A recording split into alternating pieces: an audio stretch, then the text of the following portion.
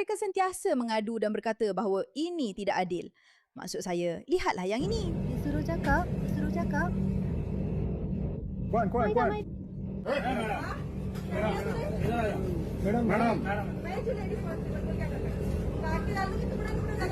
Jadi wanita ini berada di India dan dia telah ditanya. Dia memakai burka penuh, jadi anda tidak dapat melihat wajahnya. Anda tidak tahu siapa dia. Dia diminta menunjukkan tiket dan jawapannya ialah, saya akan potong awak jadi kepingan. Pergi tanya Perdana Menteri tentang saya. Apa yang dia cakap? Puan. Dia menyerang. Dia betul-betul benci lelaki itu. Dia marah kepadanya kerana dia meminta tiket daripadanya.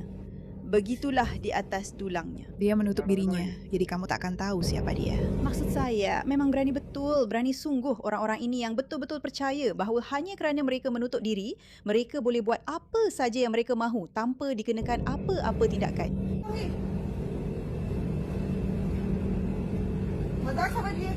Dan dia menjerit pada dia dalam bahasa India. Saya tak tahu bahasa apa sebab India ada macam 70 juta bahasa.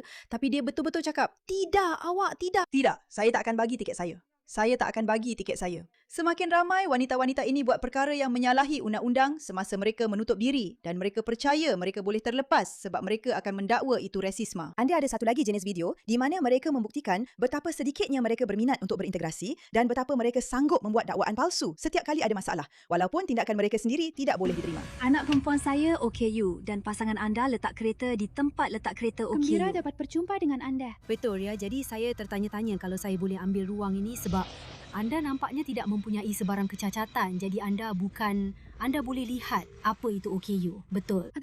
Aduh. Oh, okey. Suka letak kereta di sini, jadi lebih mudah. Cari tempat tapi letak kita kereta ada lain. akses mudah ke pintu di sana. Saya rasa awak sedang membuang masa. Saya rasa Pergilah jumpa awak sedang rombongan menipu. awak. Macam mana awak boleh kata saya menipu? Saya ada anak perempuan kurang upaya. Ruang besar. Maaf, tapi suami awak tak nampak kurang upaya. Dia memang betul. Pergi ke Betul tempat ke? letak kereta lain. Awak tahu tak? tak? Saya akan tutup tingkap saya, okey? Saya tak nak awak tutup tingkap tu. Saya tak nak. Awak jadi tumbuk sekarang ke? Itu okey kecil awak ke?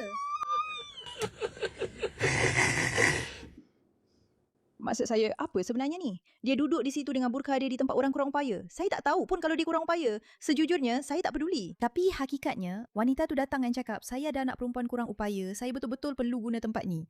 Dan dia pula macam, tak boleh, maaf. Semuanya rasa tak kena tentang perkara tu. Serius, semuanya memang tak kena.